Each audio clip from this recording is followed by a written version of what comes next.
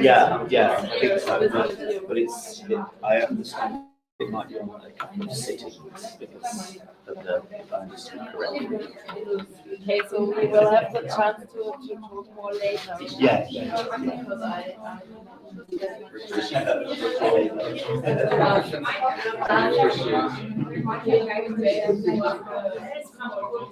Oh.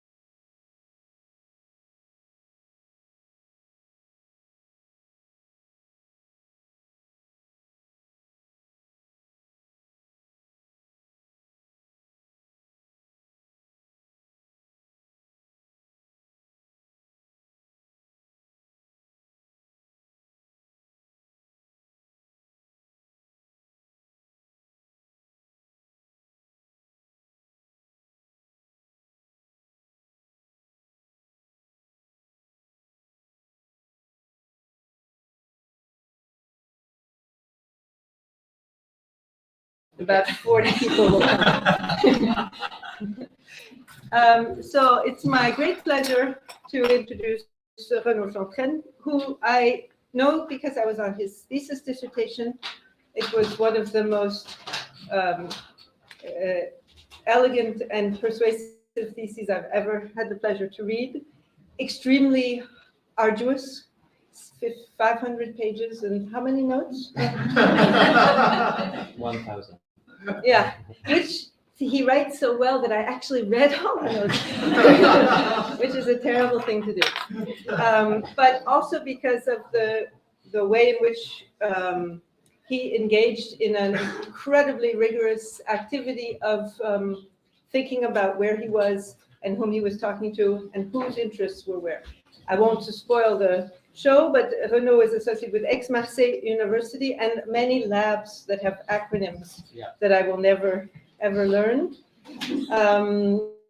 And he will talk to you about museums, but also about people, associations, and engaged anthropology. So thank you very much, Renaud, for coming. Thank you.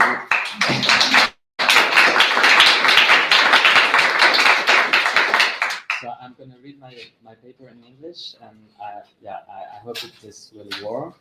I'm very happy to share with you some elements of my reflection and fieldwork from my research. I also would like to thank Ellen Ertz in particular for her enthusiasm and her invitation. So, as I read the thematical and began to think anthropology as a form of exchange, I thought that it could be very interesting, a very interesting prism through which we read and understand in a different way a certain number of problems that I've encountered during my research. To present myself, I started my PhD in 2017, focusing primarily on the process of heritagization or patrimonialization of the struggle against AIDS in France. For the first 3 years, I worked at the Museum of Civilization of Europe and the Mediterranean, the MUSEM, in Marseille, which is one of those new ethnographic museums, and which is in a way took over from the Musée des Arts et Traditions Populaires in Paris, the Museum of Arts and Popular Traditions. The new museum in Marseille inherited a very important collection of objects and documents related to the fight against AIDS, a collection carried out in the early 2000s by two anthropologists, and I'm going to develop this later. So these objects and documents came mainly from associations, but also from activists. And one of the characteristics of this scientific and patrimonial process is that it continued once the new museum opened in Marseille, that is from 2013 onward. We could thus represent it as a series of successive waves whose dynamics were notably fueled by the project of an exhibition that took place a few months ago and whose title was HIV/AIDS, the epidemic is not over. So this long process of heritagization involves a vast array of actors and devices, objects and archives, inventories and commissions, collections and exhibitions, activists and collectives, anthropologists and museum professionals. So it's not difficult to get lost in the meanders of this ramification and in the superimposition of the planes of analysis that mixed institutional transformation, political and social history, changes in memorial and heritage paradigms, and the evolution of anthropological and museological disciplinary practices. My way of investigating patrimonialization and the troubles that this process can provoke was as follows. I choose to track the path of objects that are present today in the collection of the museum, to retrace their life by paying attention to their moment of transformation, to their meaning, and to the attachment they arouse. More specifically, I have tried to point out and understand the difficulties of making links between the objects in the museum collections and the experience of the activists who donated them. On the one hand, there is a material conservation of objects framed by norms and professional, and in the other hand, and it's a simplification, there is a more immaterial part, a form of memory linked to the movement and to the experience of activists in the fight against AIDS. So here, I will take the example of two dresses of the Sisters of Perpetual Indulgence. In my talk, I will describe different types of moments of the contact with the sisters' dress, the moment of their acquisition, and later of their exhibition by the museum, the moment of their consultation by an activist in the storerooms, and finally, a form of contestation of the museum device, giving rise to an exchange.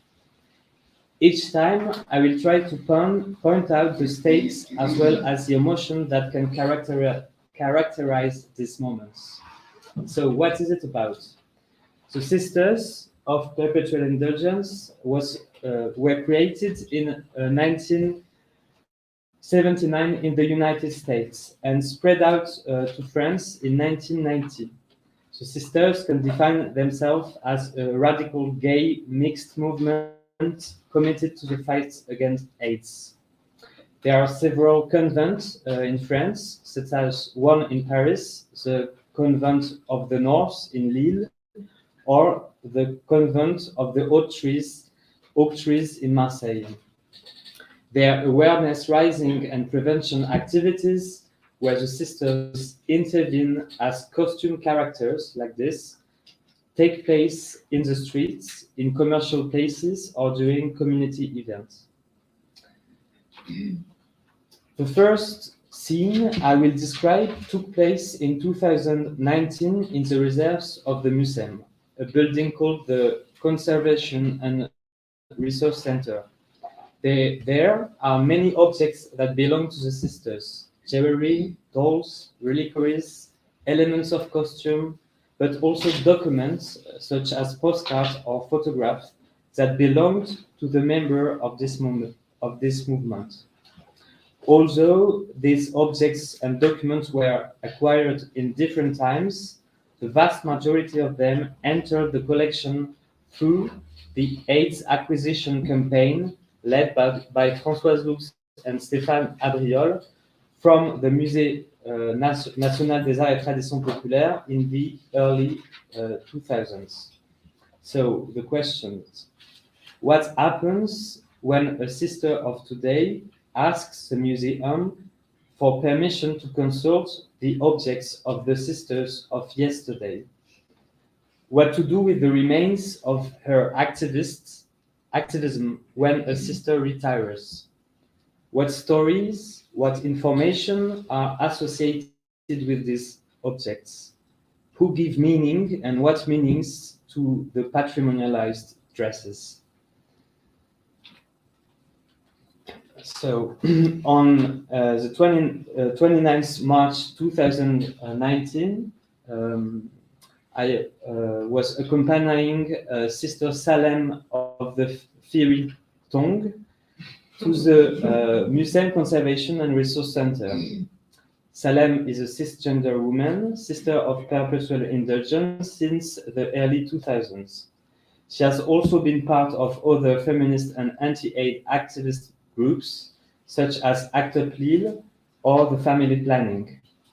This commitment has made her particularly sensitive to the issues of memory and transmission of practice and activist knowledge.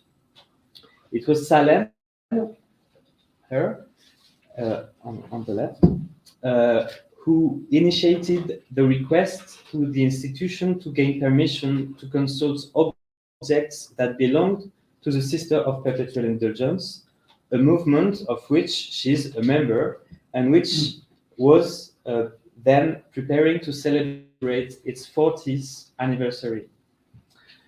From a long file exported from the museum internal database provided by the curator in charge of the sport and health units, Salem selected about 20 items out of about 200 related to the sisters kept at the museum.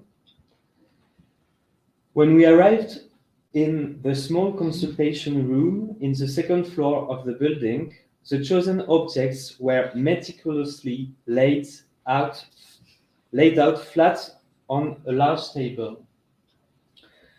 There lies a dress, or more exactly, a complete sister's suit in the local color, sky blue and white, of the Olympique de Marseille, which belonged to a certain sister, Orgia Maxima. On each of the items is sewn a label with a barcode and a series of numbers. At this moment, Salem expresses mixed emotions, saying, quote, "It makes me feel a little strange when I saw the table. It makes me, I don't know if it's because it's cold in the room, if it's the temperature, if it's the tiredness. I perceive it a little not mortuary, that would be a big term, but it makes me a little later, she completed her thoughts. I had the sensation of being in front of an autopsy table where a sister would lie. We get closer to the objects. Near to them, on a table with wheels, a sheaf of printed papers gather for each of them in the form of a notice, a card, the information from the documentary management software for the collection. On these cards, the data are dry, making the reading of the object complex.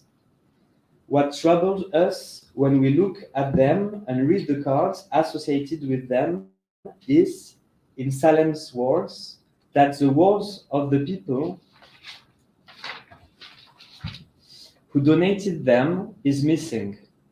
To situate this or these gifts in their activist path, or then also a point of view, more individual but also collective. The blue and white dress in front of us, complete with its accessories, was not collecting during the AIDS acquisition campaign. On the museum website, we can read this sentence, which was one of the starting points of my investigation. This costume was given to the museum by Sister Orgia Maxima in 2013, after a visit to the exhibition, The Gender Bazaar. The destiny of this costume, and more exactly its museum destiny, is linked to that of another sister dress. The strange link that I will gradually develop allows me to go back in time and now addressing in more detail the moment of the acquisition campaign on AIDS carried out within the Museum of Art and Popular Tradition between 2002 and 2005. During this period, the two anthropologists, Françoise Lux and Stéphane Abriol, came into contact with a sister from the Bordeaux region, and more precisely the convent of Aix for Atlantic Sud, Sister Siddhartha du Fond des Bois.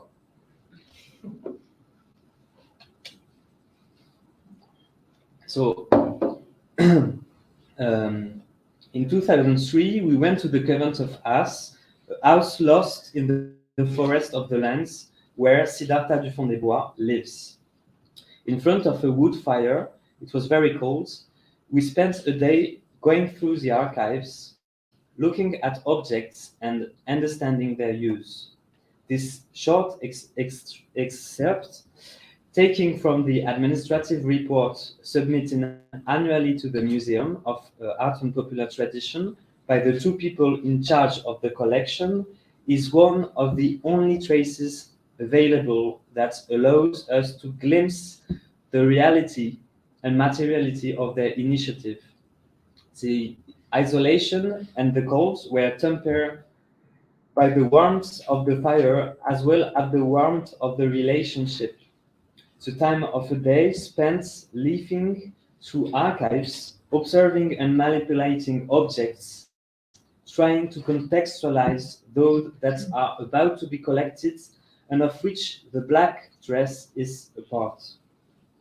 A few lines further, on the report, a few lines further on, the report states the obvious. These objects are charged with a history entrusted to them by their owners. What is being exchanged here? What is this history? To whom and how was it entrusted and then recorded?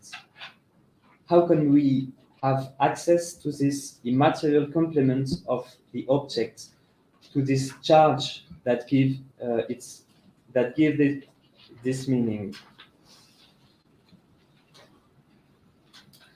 At the time of writing my thesis, while I was working on these questions, I returned to the Museum Center of Conservation and Resource. I followed the procedure for obtaining information about an object in the collection and asked to consult the working file for Siddhartha's dress. It did not contain anything that could enlighten me on the history of the dress or the identity of its wearer. I then decided to use the online database where each object conserved is associated with a description. On the museum website, only a plain and formal description allowed me to identify the object through the numbers that correspond to its 2003.128.1. So this is the description on the website. In addition to this description, there is a photo of the dress lying flat, a place, the materials and techniques used to make it, its dimension and its weight, nothing about its context, no mention of age, nothing about the history of Siddhartha. The dress is thus decontextualized. And the question I ask is, has it lost its memory? Has it lost its meaning or its charge by entering the museum? Why has what was alive in this dress been erased?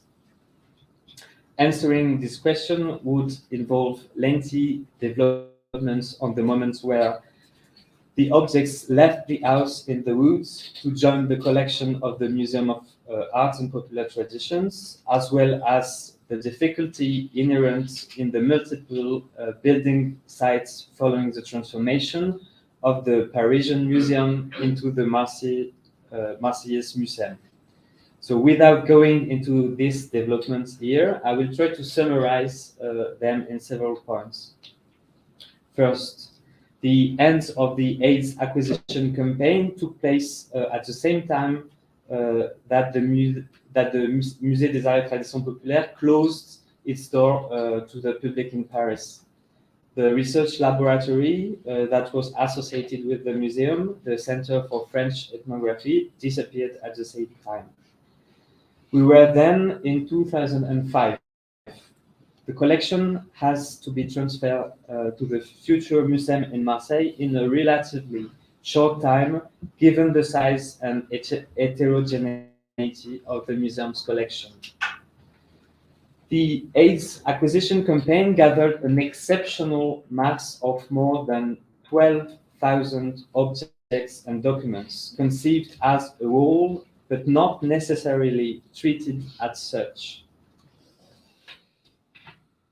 Material and intellectual work to be done on the collecting objects and documents is a gigantic task. Each element must be the subject of a form in order to be registered in the heritage inventory and thus protected. These forms also correspond to the history and the identity of these objects. In reality, several actors seem to intervene on the object of the campaign, which will give rise to several types of data produced, including this one. A formal and analytical description, apparently cold and objective, is carried out by a service provider outside the museum, hired to assist the curators during a vast work on the collection following the move. For her part, and even though she was retired, Françoise Lux, the anthropologist co-responsive of the AIDS collection, filed out more complete form that included information on the context of use of the objects. This is a sort of memory of the collection and of the relationships forged in the fields. Finally, the transfer of the data between the different museum softwares program is imperfect as they changed along the way. Certain data filed in by Françoise Lux were never integrated into the files associated with the objects in the museum collection. This means that in this move and in this transformation, a part of the memory of the objects were lost. Other information is only accessible in the internal software from the management of the collection and not on the websites. This raises the following questions. Without open access to information, particularly from organizations involved in this struggle, is there not a risk that the memory will disappear? Isn't its transmission, meaning what keeps it alive, interrupted or even impossible? To synthesize this node of collecting, one could say that the object change ends twice. The activists, donors, gave the objects in the field to the anthropologists who took possession of the objects and the stories associated with them. But the anthropologists are only intermediaries who transfer their collection to the museum in order to inscribe these objects as heritage, ensuring their material conservation and their durability. But unlike anthropologists, the museum does not seem to take the measure of the importance of the stories behind the objects, thus voluntarily or not, displaying only the surface of them without their depth. Let us return to the sister and the entry of their objects in the museum. The sisters mentioned, for example, the report of 2004, were and still are part of the organization participating in numerous demonstrations, whether the fight against AIDS or of homosexual visibility. This is why it's essential to the anthropologists to meet them. And this, the report continues, all the more so because their clothes and the objects they create are spectacular and easily museographable. But is this really the case? Are the sisters' clothes and objects really museographable? Before addressing this question, I would like to recount a workshop I organized at the museum in July 2019 with Stéphane Abriol and Françoise Lux, a workshop that took place as a part of the preparation of the exhibition HIV/AIDS, the epidemic is not over. Hosted more 15 years after the beginning of the campaign, the workshop aimed to mobilize the two anthropologists' memory to reconnect their experience with the objects collected, as well as to recount their relationships, the relationship they have built before and during the campaign. By chance, a former sister of perpetual indulgence, who has been in contact with the two anthropologists at the time of the collection and who had given them objects, was also present. During the workshop, several objects of the sisters, including reliquary bottles like this one, had been selected beforehand. The sister present was able to share with us several pieces of information missing from the cards about Siddhartha and these singular objects. Here is a short extract of the sister discourse. The reliquaries were made by a sister called Sister Siddhartha. These are objects that we sold. We had stands and we made different objects. This is Sister Siddhartha. She has a maid's name. There were only 3 of us who had a name close to 8. Sister Siddhartha today is very shamanic, attached to the power of the earth, of stones. She's surrounded by stones in her house. And it's in her house that we made these objects. This embodied work of the sister in front of the objects clarifies the stages of the first life of the objects, sheds light on their context of manufacture and use before their transmission to anthropologists and the museum. But it also allows me to learn a little more about the identity of Siddhartha, the sister who gave her dress. As I said, the card attached to the objects does not allow me to find the personal and activist trajectory of the person who wore the dress, as if its placement in the museum had symbolically emptied this costume.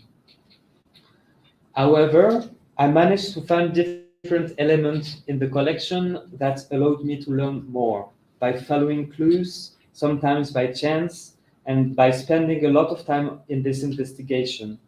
The postcard ends up showing me a face. A book on the activities of the sisters presents the testimony of Siddhartha, who speaks at length about her trajectory, the construction of her character, her experience of illness, and her commitment. This memory, laid down in writing, is unfortunately not associated with that of the dresses donated by Siddhartha within the museum collection management system. This dissociation depersonalizes the object and in a way empties it. Is this gesture a form of dispossession or violence done to memory of silencing? Does this personal and political narrative of the sister matter? If the dress is emptied, how can it be used? How can it be museographed? This question leads me directly to the inaugural exhibition of the museum, the Gender Bazaar.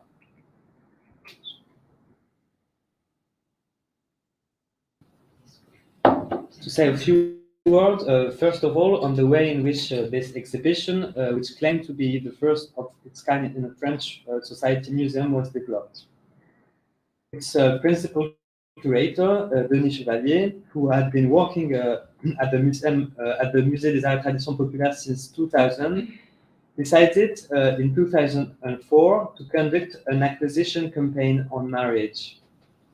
This campaign, which lasted for 2005 to 2009, consisted of commissioning researchers to go and investigate, document and collect objects from about 15 couples in the Euro-Mediterranean area. In 2009, a change of management at the head of the museum had an indirect impact on the initial project of an exhibition that's mainly planned to show ethnographic objects from the two collections, marriage and AIDS. The new management was pushing for a greater presence of contemporary art. However, this strategy of institutional repositioning, which was based on the reinforcement of the place of artists, was done to the detriment of that of possible representatives of the social movement concerned. How, in this condition, can we make ethnographic objects speak, acquired through acquisition campaign and presented in the exhibition alongside works of art? What is the nature of this new museum? Is it, to use the title of the inaugural exhibition, a kind of bazaar? Who has the authority over the museographic discourse, and who decides what? So in this, in the context of this exhibition, it is in the context of the exhibition that the two dresses I mentioned in my communication reappear. First, the black dress of Sister Siddhartha, then the blue and white dress of Sister Orgia Maxima. It would be too long to detail the course of the exhibition organized in 5 sections. I can nevertheless say that the two dresses presented successively in the same place, where in one of the 5 main sessions, which was entitled LGBT Living One's Difference, and more precisely in a subsection dedicated to the Pride March and titled On the Way to Recognition. The section also involved other objects from the Aix collection, including a dress from Actes of Paris that you can see here. So Siddhartha's black dress, this one, accompanied with a white coronet, her cross of medicine blisters, a necklace of fake pearls, was presented high up, worn by a smooth white mannequin without face or makeup.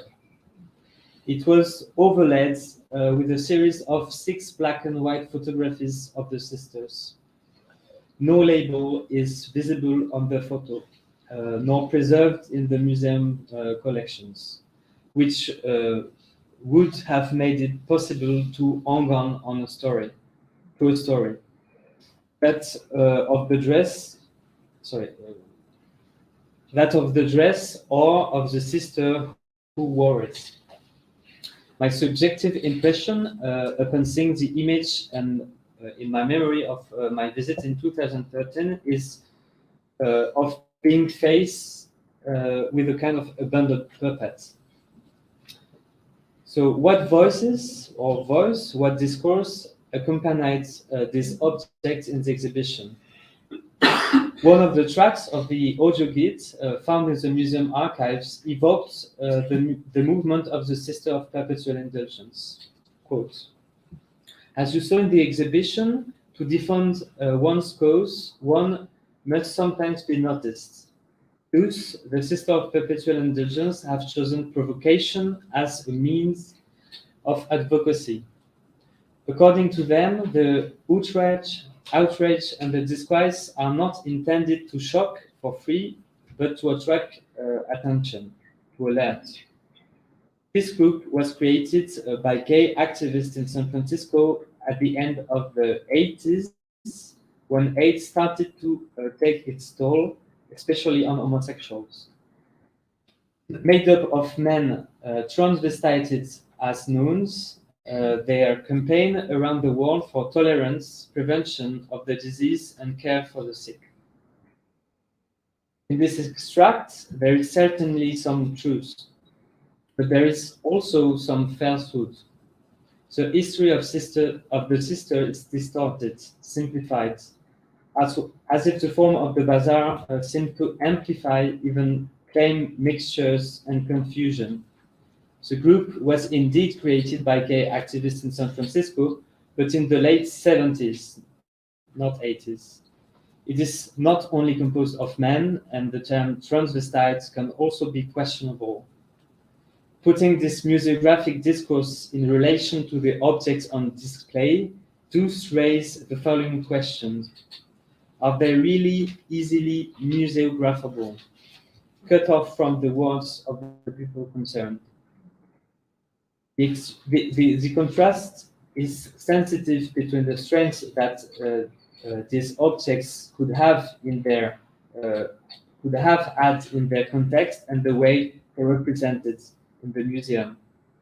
This brings me to my last part and my second dress, which come into play in the context of a form of contestation of the museum narrative.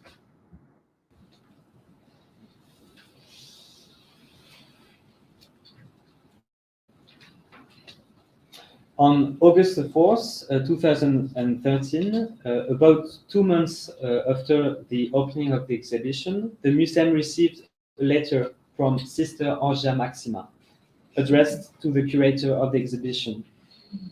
Dear Denis, my son, the convent of the Old Thorn, the convent of the Oak Tree, and myself, respectively their sister superior and their godmother, were all very touched to discover your homage to our holy, radical, and hysterical movement of Twisted Madrigal.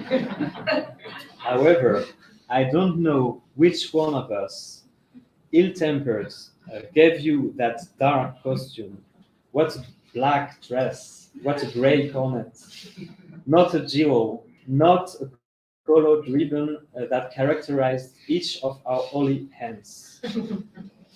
Our mission is to preach the rejection of shame in joy and celebration against homophobes and AIDS, not to wear mourning to freak out the girlfriends. Also, to remedy this fault of taste, I have decided in an altruistic and completely selfless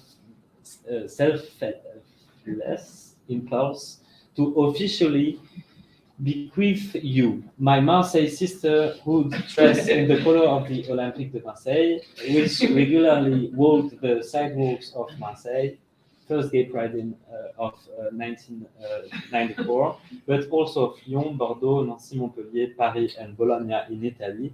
Nota bene, I've watched it.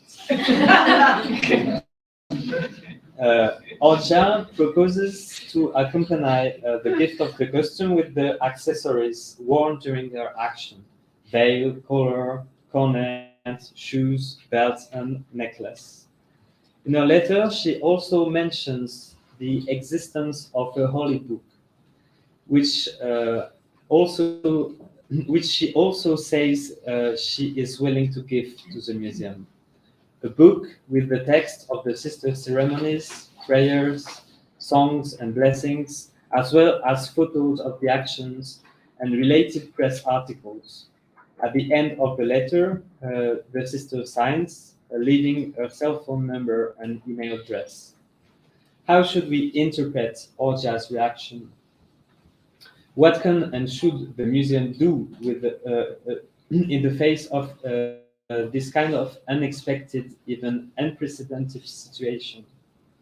How to take seriously or not such a letter? The hypothesis of a conflict between the two sisters, Orgia and Siddhartha, although not excluded a priori, does not seem to be very heuristic. It seems to me more stimulating to explore another path, to reflect on the meaning and effects of the events that follow the reception of this letter and which led to Siddhartha's dress being reversed. Shortly after receiving this letter, Marina Zveganzov, the curator assistant, decided to contact Sister Orgia Maxima. The latter offered to invite the former to her home to show her the dress in question. Sister Orgia, who had retired, returned to the condition mentioned in the letter for the donation of her costume to the museum. She insisted that she could donate it only if the institution agreed to present it in the exhibition The Gender Bazaar in place of Siddhartha's dress. On September 10, 2013, the switch took place. What can we say about this reversal? What is at stake here? Beyond the simple replacement of one dress, that of Siddhartha, by another, that of Orja. Sister Orja Maxima did not recognize herself, or not entirely, in the mirror held by the museum to evoke her movements. She did not recognize herself in the dress exhibited, which she judged to be dark, or else she did not exactly find her place in the arrangement initially proposed. This dress, presented high up on a white mannequin fixed to the wall by a metal bar, probably appeared to her as a form of countersense. Again, without Siddhartha's narrative or proper contextualization, the meaning of the object is quite fragile, floating, and this is not, in my opinion, a quality. It is then that Orja makes a bold reversal. By writing a letter, she reminds the curator and the museum of the existence of a living social world. By making herself known, she reintroduced a form of agentivity, both individual and collective, which was taken away from her, since the exhibition was built without dialogue with the movement represented. Why talk about the fight against AIDS without talking with the association that do the fighting, that animates and textures the movement, as if it was only a matter of the past to be preserved without connection or of a competence of distanced experts. In any case, Orja appropriates the device through an original form of patrimonial blackmail. In November 2020, I managed to find Sister Siddhartha's contact and sent her a first analysis of this history of dress, recounting the reversal of hers collecting in the early 2000s and presented without her knowledge by the museum during the exhibition, the Gender Bazaar. So I'm translating this French exchange on Facebook into English. How interesting to see the activist wave circles of these dresses continue to act. They are not dead, nor I am. I was well aware at the time of the donation that these objects, that Sister Siddhartha would continue to militate with these objects charged with a quasi-magical charge, while I would move on to other things in the depth of my woods. The proof, the radical, magical charge they contain contributed to creating this story of exchange during the exhibition, of the sense, of the action, of the happening, even empty of the body that inhabited them, as well as the question that you ask, that reassures me they are alive in a certain way. A few weeks ago, I spent the afternoon at the home of Sister Orja, donor of the second dress. We talked at length about her activist journey, her dress, and her reaction to the Gender Bazaar visit, a form of discomfort, sadness, and anger in the face of the museum presentation that has cut the joy and celebration from their movement. Quote, "It was something else. It was laughter. There was laughter. It was not morbid. It was too simple. I found that it was very, very far from that we had lived, from what I had lived, she tells me. In her house, the dress is no longer there, since it now rests in the museum reserves. The dress is no longer there, but the retired sister has kept the holy book, the document mentioned in the letter written to the curator of Bazaar du Genre.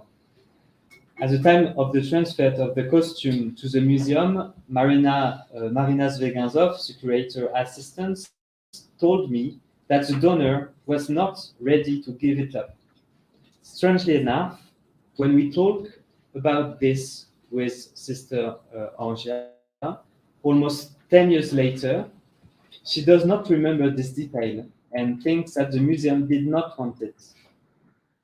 Thinking about it, she tells me that even today, in reality, she would not be willing to give it away. Yet, as she described with emotion, page after page, the images and text of this album of activist memories, she confirms my feeling. The history of the dress is in it. This document complements, assembled with care, has an emotional and memorial value, intimate and personal, which seems to prevent any material dispossession, at least for the moment.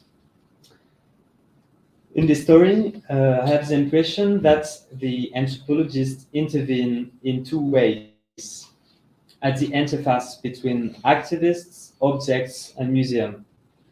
In the early 2000s, the challenge was to try to save a fragile memory, to collect the materiality of the fight against AIDS in close connection with the people concerned.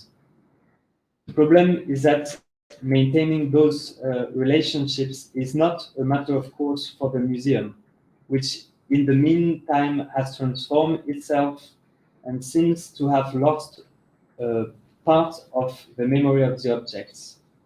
Should we trust their power of the objects, their magical and rebellious charge, as Siddhartha seems to say?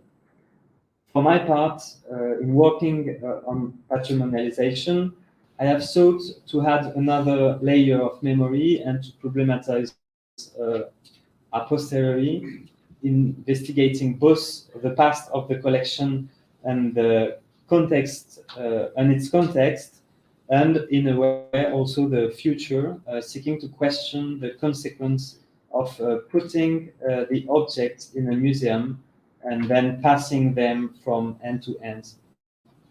Thank you.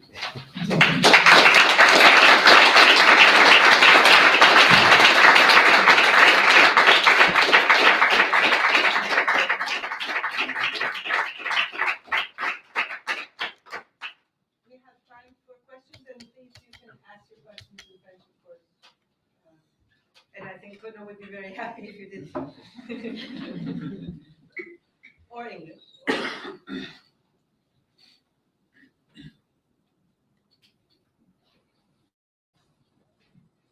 Just to break the silence, a curiosity question. I really like to talk. This is really good. Thank you. I think you beautifully explained this, like decontextualization of the dress through loss of memory and meaning, and like the difference between like keeping the heritage and conservation, like and keeping the dress itself. When you showed us the letter on the right top, there was a reference to Stonewall. I think it says like 34 years after Stonewall. And I like this passive-aggressive voice in this letter and in general. Like also thinking about that Stonewall is going through private museumization recently. I think it's going to be in 2024 that the museum of the Stonewall will be opened. Do these systems or LGBTIQ movement in general, like think about having their own museums to keep also the like, in order not to deal with the ideology and bureaucracy of like governmental or like government-oriented or municipal-oriented museum over there. Yeah, Thank you. This was really good. Is it? Do you want me to answer? Well, however you want to run this, your talk. No, maybe there is kind of specificity in France about that, probably linked with the kind of Republican universalist context, institutional context, which is still very strong, even if it's. I mean, I haven't told about the exhibition we organized a few months ago, but we really try to involve the AIDS community, including donors from the acquisition campaign. Then it was also a beautiful experience to have like cross-generational activists and exchange of knowledge also from the museum to the and also to explain activists how is a museum and how does it work. But in France I don't know how is it in Switzerland, but there is a big struggle to create a LGBTQ archive center in Paris for like 40 years, and it's not yet totally done, but yeah, we are on the bridge. And I mean, also the collections of such a museum are so huge. I mean, it's like 2 million items. So it's also a question of like mass and expertise. And yeah, previously somebody said you cannot work with like 300 communities or 3,000 communities. Yeah, but this is sort of the purpose of community-based organization and initiative. So let the space.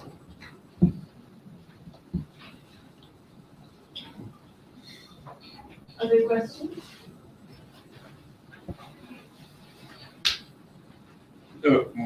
J'ai une question, je vais la poser en français. Oui, alors, il y a... Moi, je me posais du côté un peu de la muséographie ou un peu du côté de la science muséologique ou quel type, justement, en fait, à quoi correspondent ces objets-là quand ils sont exposés de cette manière-là, etc. En fait, quelle image de l'objet ils proposent ou qu'est-ce que vous avez eu l'impression qui a émergé justement en termes de discours sur l'objet qui était proposé par le musée lui-même? Parce qu'on entend en fait dans le bazar du genre. Dans le bazar du genre, par exemple pour la robe, en fait, on a vraiment ce point de vue des histoires individuelles des personnes, des militantes qui les ont portées, qui leur ont donné, leur ont investi justement ces robes, les ont investis de toute cette magie et de cette puissance. Et en même temps, voilà, quel type en fait quel type de rapport à l'objet se crée ou est proposé justement, ou est-ce que c'est justement un objet vide qui est assumé comme tel? Mais j'ai l'impression que ça sera un peu court pour un musée. C'est une question compliquée parce que en fait, il y a une espèce d'ambiguïté dans cette exposition. Je suis un peu passé vite, mais ça devait être une espèce d'exposition un peu ethnographique en fait.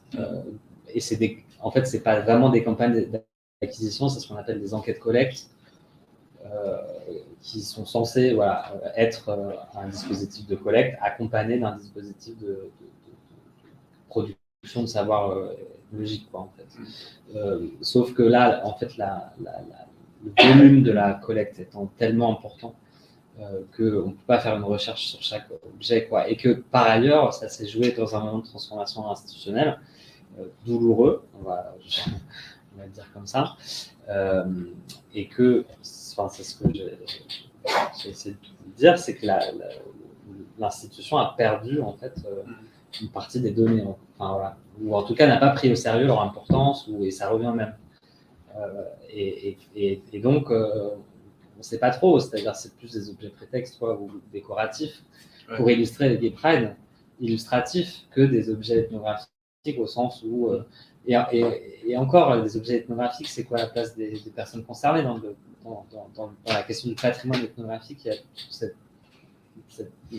c'est un peu flou, je pense. En tout cas, c'est comme ça que je m'envisage, quoi. Et donc, mine de rien, en 2013, le musée vient d'ouvrir. C'est une jeune institution et l'impression que ça donne, surtout avec ce truc de oui, il nous faut des artistes contemporains parce que pour avoir un discours en fait qu'on a du mal à avoir dans ce moment un peu de crise aussi, je pense, ethnomuséographique, je sais pas comment dire, ethnomuséologique.